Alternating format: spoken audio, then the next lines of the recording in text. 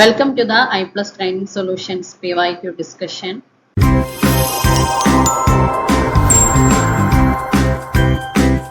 2025 June Mass Communication and Journalism. Part 3. Part 3-ൽ നമ്മൾ 81 തുടങ്ങിയുള്ള കുറച്ച് ക്വസ്റ്റ്യൻസ് ആണ് ഡിസ്കസ് ചെയ്യുന്നത്. നമുക്ക് ക്വസ്റ്റ്യനിലേക്ക് പോവാം. Question 81. Which of the following statements are correct? ഇത് മുമ്പും പലവട്ടം ചോദിച്ചിട്ടുള്ള ഒരു ക്വസ്റ്റ്യൻ ആണ്. ഓരോ സ്റ്റേറ്റ്മെന്റിനെ കൃത്യമായിട്ട് ഒബ്സർവ് ചെയ്ത് ഇവാലുവേറ്റ് ചെയ്ത് ആൻസർ കണ്ടെത്താൻ ശ്രമിക്കുക. First option, the chairman of the first press commission was M Chalapathi Rao. അത് വായിക്കുമ്പോൾ തന്നെ അത് റോങ് ആണ് എന്നുള്ള കാര്യം നിങ്ങൾക്ക് മനസ്സിലാവും. അപ്പോൾ ഇതിൽ ഏതൊക്കെയാണ് കറക്റ്റ് എന്നുള്ളതാണ് ക്വസ്റ്റ്യൻ. ഏതെല്ലാം സ്റ്റേറ്റ്മെന്റ് ആണ് കറക്റ്റ് ആയിട്ടുള്ളത് എന്നാണ് നമ്മൾ select ചെയ്തെടുക്കേണ്ടത്. Then the Press Council of India was established in 1966. Chairman of the reconstituted Second Press Commission was Justice Rajadhyaksha. The Indian Federation of Working Journalists was established in October 1950 in New Delhi. Second Press Commission submitted its report in 1980. ഈ സ്റ്റേറ്റ്മെന്റ്സിൽ ചിലതൊക്കെ നമുക്ക് വായിക്കുമ്പോൾ തന്നെ wrong ആണെന്ന് മനസ്സിലാവുന്നുണ്ട്. അപ്പോൾ അത് എന്തുകൊണ്ട് റോങ് ആയി എന്ന് കണ്ടെത്തുന്നതിലാണ് ഈ ഒരു ആൻസർ നമുക്ക് എത്രമാത്രം ശരിയാക്കാൻ പറ്റും എന്നുള്ളത് ഡിപ്പെൻഡ് ചെയ്തിരിക്കുന്നത്. ഇതിന്റെ ഓരോ ഓപ്ഷൻസ് നമുക്ക് നോക്കാം. ഇതിൽ എത്ര കറക്റ്റ് ആൻസർ ഉണ്ടായിരിക്കും? ഇതിൽ 3 സ്റ്റേറ്റ്മെന്റ് കറക്റ്റ് ആയിട്ട് ഉള്ളൂ, അല്ലെങ്കിൽ അപ്പൊ അത് ഏതൊക്കെയാണെന്ന് നോക്കാം. തേർഡ് ഓപ്ഷനിൽ 2 ഓപ്ഷനേ പറഞ്ഞിട്ടുള്ളൂ.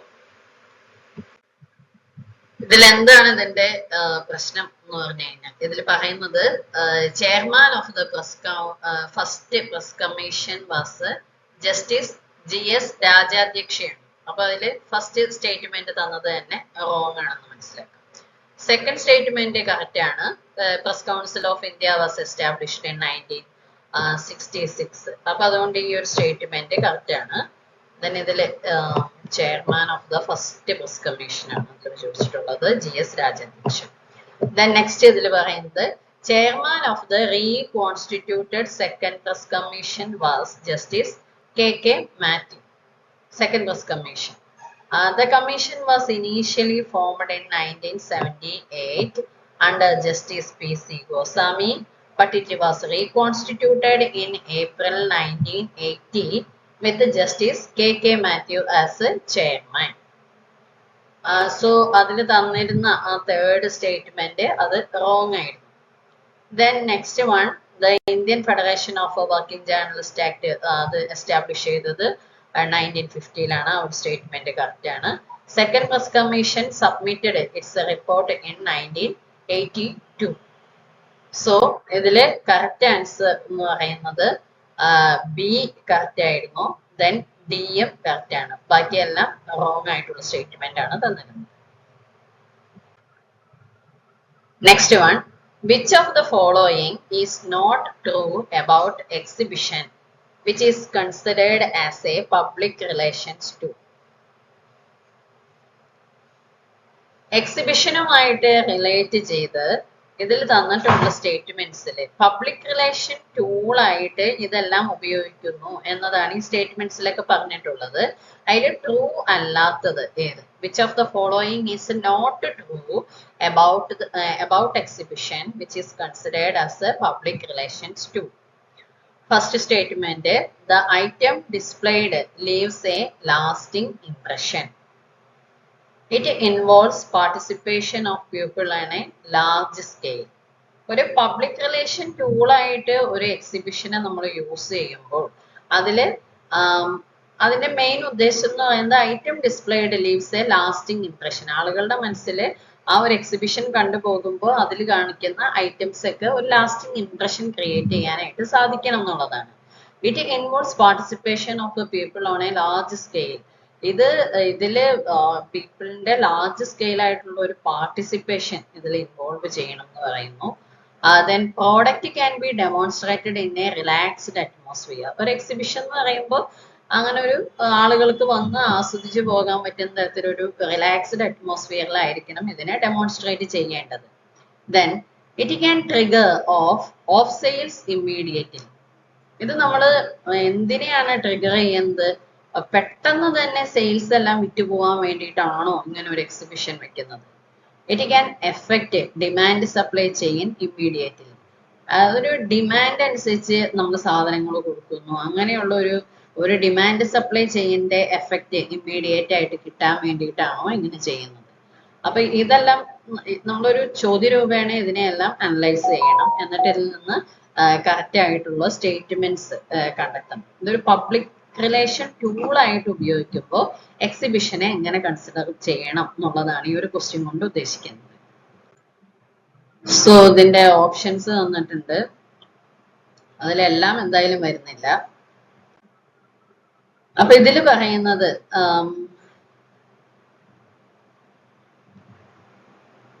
ശരിയല്ലാത്തത് എന്ന് പറഞ്ഞു കഴിഞ്ഞാൽ തെറ്റായിട്ടുള്ള രണ്ട് സ്റ്റേറ്റ്മെന്റ് ആണുള്ളത്. ഒന്ന്, it can trigger of sales immediately. നമുക്ക് പെട്ടെന്ന് വിറ്റ് പോകാനായിട്ട് നമ്മളിപ്പോ റോഡരികിലൊക്കെ നിന്ന് ആളുകൾ ഓരോന്ന് വിൽക്കില്ലേ, 50 രൂപയുടെ സാധനം 10 രൂപയ്ക്ക് കൊടുക്കുന്നു. അപ്പൊ അങ്ങനെ പറയുന്നത് പെട്ടെന്ന് അത് ചിലപ്പോൾ വെജിറ്റബിൾസ് ആയിരിക്കാം, അല്ലെങ്കിൽ വല്ല ചെറിയ തുണിത്തരങ്ങളോ എന്തെങ്കിലും ചെരുപ്പുകളോ അങ്ങനെ എന്തെങ്കിലുമൊക്കെ ആയിരിക്കാം. അവരുടെയൊക്കെ മെയിൻ ആയിട്ട് അവർ ഫോക്കസ് ചെയ്യുന്നത് അതൊരു പബ്ലിക് റിലേഷൻ സ്ട്രാറ്റജി അല്ല.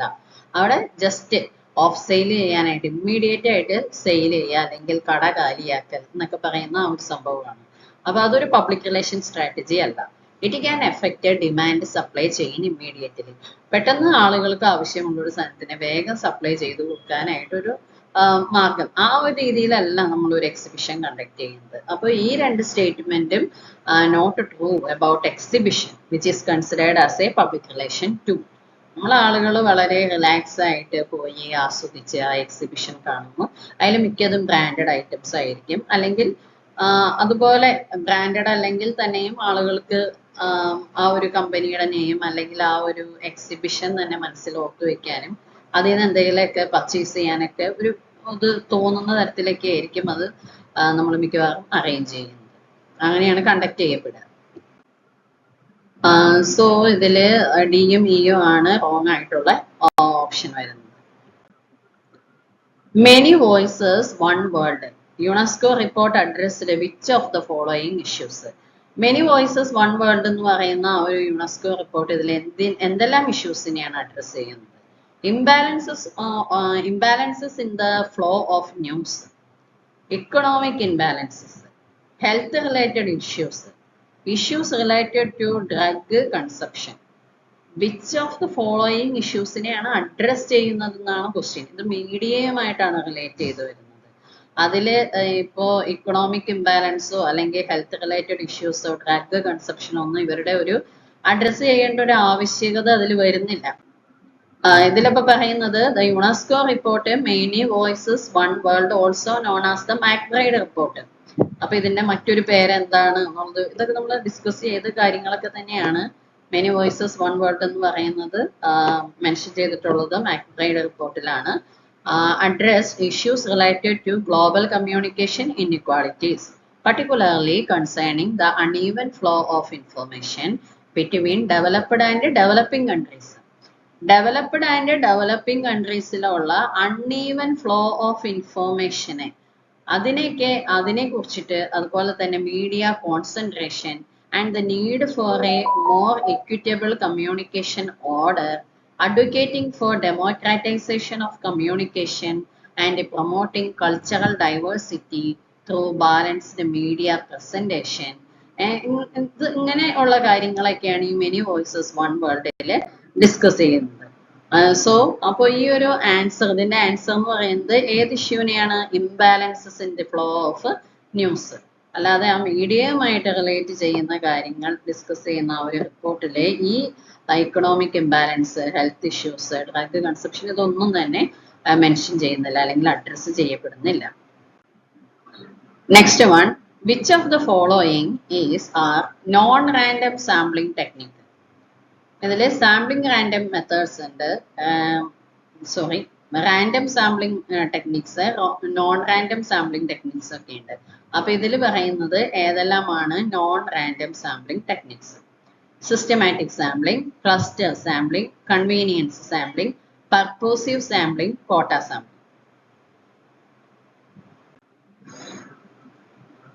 Choose the correct answer for options തന്നിട്ടുണ്ട്. അപ്പൊ അതിലെല്ലാം 4 ഓപ്ഷൻ ഉള്ളതും 3 ഓപ്ഷൻ ഉള്ളതും എല്ലാം കൊടുത്തിട്ടുണ്ട്. ഇതെല്ലാം നോക്കുകയാണെങ്കിൽ നോൺ റാൻഡം സാമ്പിളിംഗ് ടെക്നിക് എന്ന് പറയുന്നത് convenience sampling, purposive sampling, quota sampling, snowball sampling ഇതെല്ലാമാണ്. അതുകൂടാതെ കോൺസിക്യൂട്ടീവ് സാമ്പിളിംഗും സെൽഫ് സെലക്ഷൻ ഓർ വോളണ്ടിയർ സാമ്പിളിംഗും ഈ ഒരു നോൺ റാൻഡം സാമ്പിളിംഗ് മെത്തേഡിൽ വരുന്നുണ്ട്. അതുകൊണ്ട് തന്നെ ഇതിന്റെ ആൻസർ എന്ന് പറയുന്നത് CDE ആണ് ഇതിന്റെ correct answer. Next question, Go Red for Women in the US was an awareness campaign for. ഇത് ഒരു ഫ്രഷ് ക്വസ്റ്റ്യൻ ആണ്. ഈ ഒരു ക്യാമ്പയിൻ, ഈ ഒരു സ്ലോഗൻ വരുന്ന ക്യാമ്പയിൻ എന്തിനു വേണ്ടിയിട്ടുള്ളതായിരുന്നു, അല്ലെങ്കിൽ ആർക്ക് അവയർനെസ് കൊടുക്കാൻ വേണ്ടിയിട്ടുള്ളതായിരുന്നു? Safety for woman, women empowerment, beauty contest campaign, heart disease in women. Go red for women എന്നുള്ളതാണ് അതിന്റെ ഒരു slogan. So Go Red for Women campaign in the US was created by the American Heart Association, AHA, to raise awareness about cardiovascular diseases and stroke as the leading causes for death for women. The campaign aims to empower women to take charge to their heart health, educate family and friends, and improve overall well-being. It also works to address the unique barriers women face in accessing health care and achieving optimal health. അപ്പോൾ and fourth option ആയിരുന്നു എൻ്റെ correct answer, heart disease in women. Next one, identify the correct statement from the following. Correct statement കണ്ടെത്തുക. Mass media are also called magic multipliers. Correct ആണ്. The term yellow journalism was coined to describe the rivalry between two television networks. രണ്ട് television നെറ്റ്വർക്കുകൾ തമ്മിലുള്ള, ഇപ്പോൾ അല്ലെങ്കിൽ ഏഷ്യാനെറ്റും 24ഉം തമ്മിലുള്ള ഒരു അവർക്കിടയിലുള്ള ഒരു കോമ്പറ്റീഷൻ ഉണ്ട്, അല്ലെങ്കിൽ ഒരു റൈവലറി വാർ അവിടെ ഉണ്ട്. അപ്പൊ അതിനെയാണോ നമ്മൾ യെല്ലോ ജേർണലിസം എന്ന് പറയുന്നത്? The Voice of America is a private funded broadcasting system launched in 1938. Al Jazeera is based in Qatar and was launched in 1996. National Broadcasting Company NBC in the US was founded. അതിന്റെ year തന്നിട്ടുണ്ട്. അപ്പൊ ഇതില് ഏതൊക്കെയാണ് choose the most appropriate answer? അതിൽ 3 എണ്ണം മാത്രമേ correct ആയിട്ട് വരുന്നുള്ളൂ. 3 സ്റ്റേറ്റ്മെന്റ് ഏതൊക്കെയാണെന്ന് നോക്കാം. അതിൽ പറയുന്നത് ഫസ്റ്റ് വൺ ഓക്കെ, അത് കറക്റ്റ് ആണ്. പക്ഷെ യെല്ലോ ജേർണലിസം എന്ന് വിളിക്കുന്നത് എന്തിനെയാണ്? Yellow journalism refers to a style of newspaper reporting that emphasizes sensationalism and exaggeration to attract readers, often at the expense of accuracy and factual reporting. Factual ആയിട്ടുള്ള matters കൊടുക്കാതെ, അല്ലെങ്കിൽ അതിനെ വളച്ചൊടിച്ച് distort ചെയ്ത് exaggerate ചെയ്തൊക്കെ news കൊടുക്കുക. എന്തെങ്കിലും ഒരു ചെറിയ സംഭവം വരുമ്പോഴേക്കും അതിനെ സെൻസേഷണലൈസ് ചെയ്ത് പറയുക. അങ്ങനെ റീഡേഴ്സിനെ അട്രാക്ട് ചെയ്യിക്കുക എന്നുള്ളതാണ് ഈ ഒരു യെല്ലോ ജേർണലിസ്റ്റിന്റെ. അങ്ങനെയുള്ള ആ ഒരു അവർ കൈകാര്യം ചെയ്യുന്ന, ഡീൽ ചെയ്യുന്ന ആ ഒരു രീതിയെയാണ് നമ്മൾ യെല്ലോ ജേർണലിസം എന്ന് പറയുന്നത്.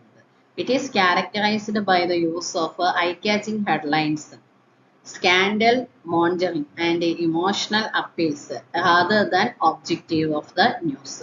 ആ ന്യൂസിനെ വഴിതിരിച്ച് വിടുക. അല്ലെങ്കിൽ സാധാരണയായിട്ട് ഈ യെല്ലോ ജേർണലിസ്റ്റ് ഇപ്പോൾ കൂടുതലും കണ്ടുവരുന്നത് ഓൺലൈൻ ന്യൂസിന്റെ ഒക്കെ കാര്യത്തിലാണ്. അവരുടെയൊക്കെ ആ ഒരു ഹെഡ്ലൈൻ തന്നെ വായിച്ചു കഴിഞ്ഞാൽ, ഹെഡ്ലൈൻ വായിപ്പിച്ചുകൊണ്ട് ആളുകളെ കൊണ്ട് ആ ലിങ്ക് ക്ലിക്ക് ചെയ്യിച്ച് മുഴുവനും വായിപ്പിക്കുക എന്നുള്ളതാണ് ആ ഒരു യെല്ലോ ജേർണലിസ്റ്റിന്റെ ഉദ്ദേശം. അപ്പോൾ അതിൽ നിന്ന് ന്യൂസ് വ്യതിചലിച്ച് പോയിട്ടുണ്ടാവും ആ ഹെഡ്ലൈനിൽ. Then Voice of America, private funded broadcasting system launched in 1938 എന്നാണ് പറഞ്ഞിരിക്കുന്നത്. പക്ഷെ ഇതിൽ 2 റോങ് ആയിട്ടുള്ള കാര്യങ്ങൾ വരുന്നു. വോയിസ് ഓഫ് അമേരിക്ക എന്ന് പറയുന്നത് US government funded international broadcasting service ആണ്, അല്ലാതെ ഇതൊരു പ്രൈവറ്റ് ഏജൻസിയുടെ അല്ല. Then it was established in 1942-ലാണ്. ഇവിടെ ഓപ്ഷനിൽ 38 ആണ് തന്നിട്ടുള്ളത്. And its initial purpose was to counter Nazi propaganda during World War II. Second world വാറിന്റെ സമയത്ത് നാസി പ്രൊപ്പഗാൻഡയ്ക്ക് എതിരായിട്ടുള്ള വാർത്തകളൊക്കെയാണ് ഇതിൽ വന്നുകൊണ്ടിരുന്നത്. Voice of America broadcast in multiple languages and provides news and information to audiences worldwide, particularly in countries with limited press freedom. Limited press freedom ഉള്ള രാജ്യങ്ങളിലേക്കൊക്കെ ഓഡിയൻസിലേക്ക് informations എത്തിക്കാനാണ് ഇവര് ശ്രമിച്ചുകൊണ്ടിരുന്നത്. Then Al Jazeera based in Qatar, it was launched in 1996. A correct answer ആണ്. Then National Broadcasting Company NBC in the US was founded in 1926. That also correct statement. So answer is ADE. Third one ആണ് correct option. Next one, authors and their works. അതിന് നമുക്ക് match ചെയ്യണം. Authors: Ferguson Marjorie, Farnsworth Philoty, Eco Umberto, Gauntlet David. അവരുടെ വർക്സിന്റെ പേരാണ് media, gender and identity, the limits of interpretation, image dissector, the cult of femininity.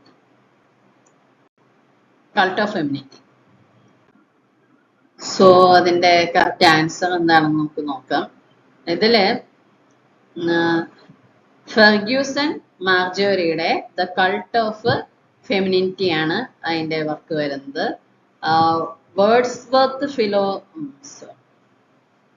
ഫാംസ്വർത്ത് ഫിലോട്ടിയുടെ image dissector, Umberto എക്കോയുടെ the limits of interpretation, Gauntlett David media, gender and identity. So answer is first one. Next one, the study of different groups of people at different times from the same population is called. Different group of പീപ്പിളിനെ പറ്റിയിട്ട് നമ്മൾ ഒരു same പോപ്പുലേഷന് എടുത്ത different group അതിനെ പറ്റിയിട്ട് different ടൈമിൽ ഉള്ള സാഹചര്യത്തെ പറ്റിയിട്ടൊക്കെ പഠിക്കുകയാണ്. അതിനെന്താണ് പറയുക? Case studies, cohort analysis, panel studies, trend studies. അതിൽ കേസ് സ്റ്റഡി എന്ന് പറയുമ്പോൾ A case study is an in-depth detailed examination of A specific subject such as an individual, group, organization, event or phenomenon. It's a research method used to investigate a situation in its real world context, often to understand its complexities, dynamics and contributing factors. Case studies are commonly used in various fields like social sciences, medicine, education and business. Case study നമ്മൾ ഏതൊരു ഫീൽഡുമായിട്ട് relate ചെയ്യുന്ന റിസർച്ചിലെല്ലാം നമുക്ക് case study use ചെയ്യാം. അത് social സയൻസിലായാലും മെഡിസിനിലായാലും എഡ്യൂക്കേഷനോ ബിസിനസ്സോ ഏതിൽ വേണേലും എടുക്കാം.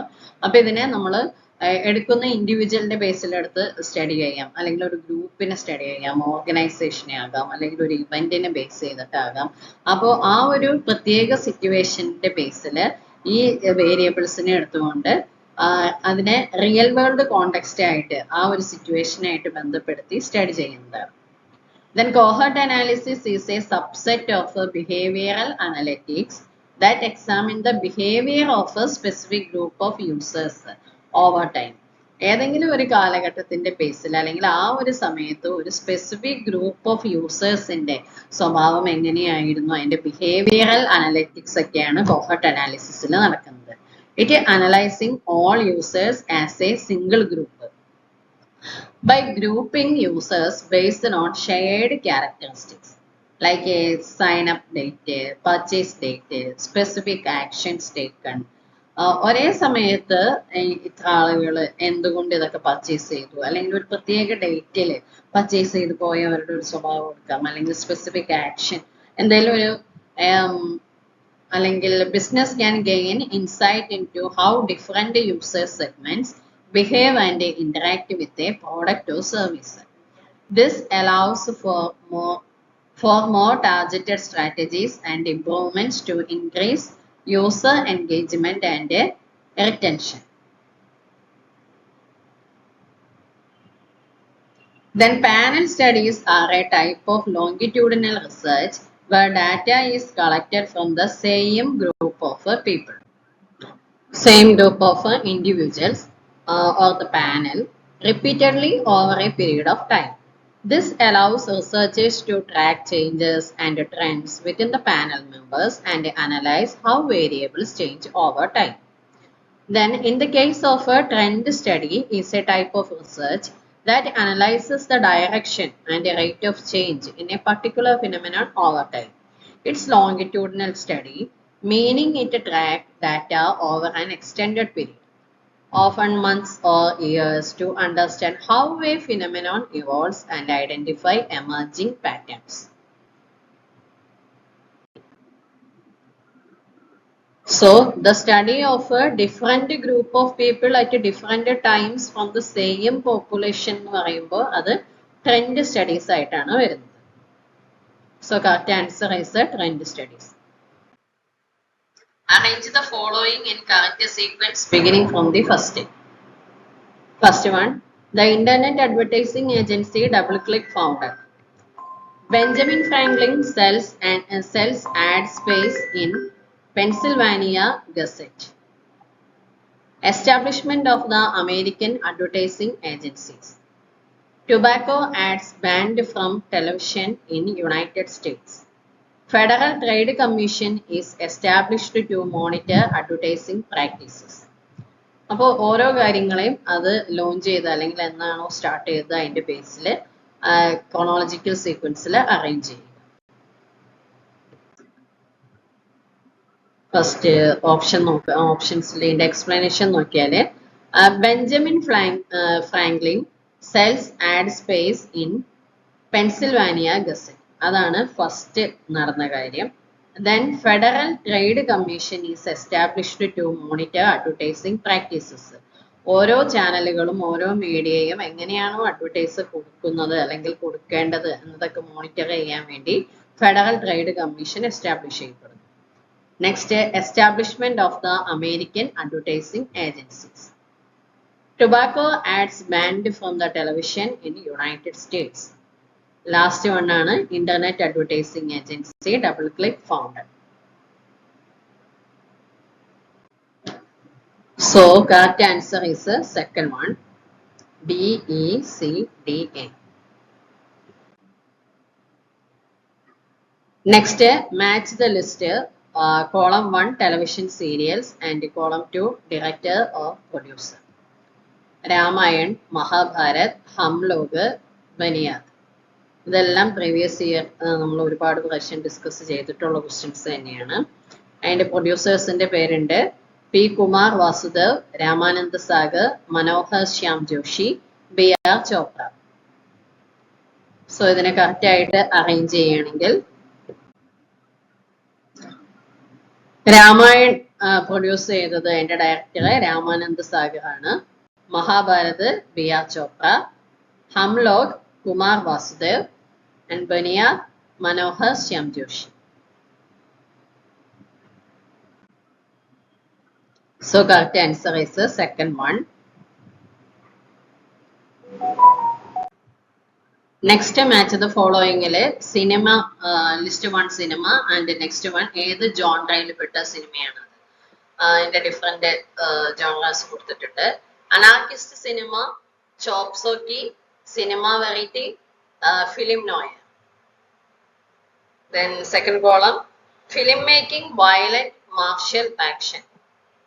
Pessimistic filmmaking style with the morally ambiguous situations. Filmmaking, realistic portrayal of life. An anti-authoritarian element. ഇപ്പോൾ ഇത് ഓരോന്നും ഏതെല്ലാം ടൈപ്പ് സിനിമകളിലാണ് വരുന്നത് എന്നുള്ളത് നോക്കാം. ഏത് ടൈപ്പ് ജോൺറയാണ് ഈ സിനിമാസ് ഡിസ്കസ് ചെയ്യുന്നത് അല്ലെങ്കിൽ ഏത് ടൈപ്പ് ഓഫ് ജോൺറയിലാണ് ഈ സിനിമകൾ വരുന്നത്. ഇതിന്റെ correct anarchist cinema means an anti authoritarian element.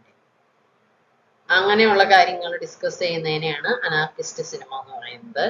Then ചോപ്സോക്കി ആണെങ്കിൽ ഫിലിം മേക്കിങ്ങിൽ മാർഷ്യൽ ആക്ഷൻസ് ഒക്കെയാണ്, വയലന്റ് മാർഷ്യൽ ആക്ഷൻസ് ഒക്കെയാണ് ചോപ്സോക്കിയിൽ വരുന്നത്. സിനിമ വെറൈറ്റി ആണെങ്കിൽ film making realistic portrayal of life ആണ് സിനിമ വെറൈറ്റി ഡിസ്കസ് ചെയ്യുന്നത്, അല്ലെങ്കിൽ അത്തരം സിനിമാസ് ആണ് അതിൽ, അങ്ങനെയാണ് അതിന്റെ ആ ഒരു കണ്ടന്റ് ഹാൻഡിൽ ചെയ്യുന്നത്. Film noir pessimistic filmmaking style with a morally ambiguous situations. So correct answer is the first one, first option ആണ്. Cronbach's alpha uses the analysis of variance approach to access. എന്ത് access ചെയ്യാൻ വേണ്ടിയിട്ടാണ്, എന്ത് വിലയിരുത്താനും നിർണ്ണയിക്കുന്നതിനും വേണ്ടിയിട്ടാണ് Cronbach alpha analysis of variance approach use ചെയ്യുന്നത്. Mean score of two groups, the effect of independent variable on a sample, the source of variance between two variables, internal consistency of a measure. ഈ 4 ഓപ്ഷനിൽ എന്തിനെ access ചെയ്യുന്നതിന് വേണ്ടിയിട്ടാണ് Cronbach alpha അതിന്റെ analysis of variance approach use ചെയ്യുന്നത്. അതിൽ correct answer വരുന്നത് Cronbach's alpha uses an analysis of variance ANOVA approach to assess the internal consistency. Internal consistency അല്ലെങ്കിൽ or reliability നെ access ചെയ്യാൻ വേണ്ടിയിട്ട് of a set of scale or test items. It essentially measures how well the items on a scale are measuring the same underlying construct. Next, so answer is the fourth one, internal consistency of a measure. Next one, the journalism Mass Communication Quarterly is published by. ആരാണ് journalism Mass Communication Quarterly publish ചെയ്യുന്നത്? Association for Education in Journalism and Mass Communication, Asian Media Information and Communication Center, European Communication Research and Education Association, Association of Business Communicators. Correct answer is the first one, Association for Education in Journalism and Mass Communication. Next is sampling errors indicate. Sampling error എന്തിനെയാണ് indicate ചെയ്യുന്നത്? Average differences of scores from the population mean. How close the data from the sample are to the population mean. The degree to which a result can be reproduced by another research. Measurement and analysis vary inconsistently from one study to another. ഒരു study കഴിഞ്ഞ് മറ്റൊരു study നടത്തുമ്പോഴേക്കും അതിന്റെ മെഷർമെന്റ്സും അനാലിസിസും ഒക്കെ vary ആവും. അപ്പൊ ഇതിൽ sampling error എന്നുള്ളത് കൊണ്ട് എന്താണ് ഇൻഡിക്കേറ്റ് ചെയ്യുന്നത്? അതിന്റെ correct answer how close the data from a sample are to the population mean. ആ പോപ്പുലേഷന് നമ്മൾ ഒരു പോപ്പുലേഷന്റെ കറക്റ്റ് ഫീച്ചേഴ്സും ക്യാരക്ടറിസ്റ്റിക്സും ആ പോപ്പുലേഷൻ എങ്ങനെയാണോ റെസ്പോണ്ട് ചെയ്യുന്നത് അതുപോലെ ആയിരിക്കണം സാമ്പിളും റെസ്പോണ്ട് ചെയ്യേണ്ടത്. അപ്പോൾ അത് അത്രയ്ക്കും അത് ക്ലോസ് ചെയ്തിരിക്കുന്നുണ്ടോ എന്നുള്ളതാണ് അതിന്റെ മെയിൻ ആയിട്ടുള്ള ബേസ്. അപ്പൊ അത്രയും ക്ലോസ് ചെയ്യുന്നില്ല, അതിന്റെ റിസൾട്ട് വേരി ചെയ്ത് വരികയാണെങ്കിൽ ആ സാമ്പിളിംഗ് എറർ എന്ന് പറയുന്നത് അവിടെ സംഭവിച്ചിരിക്കും. ക്വസ്റ്റ്യൻ നമ്പർ 95 തുടങ്ങിയുള്ള ക്വസ്റ്റ്യൻസ് നമുക്ക് നെക്സ്റ്റ് പാർട്ടിൽ ഡിസ്കസ് ചെയ്യാം. ഇന്ന് ഡിസ്കസ് ചെയ്ത ക്വസ്റ്റ്യൻസ് എല്ലാം ക്ലിയർ ആയിട്ടുണ്ടാവും എന്ന് വിചാരിക്കുന്നു. കറക്റ്റ് ആയിട്ടുള്ള ആൻസറിന്റെ എക്സ്പ്ലനേഷൻ മനസ്സിലാക്കി പഠിക്കുക. All the best. Thank you.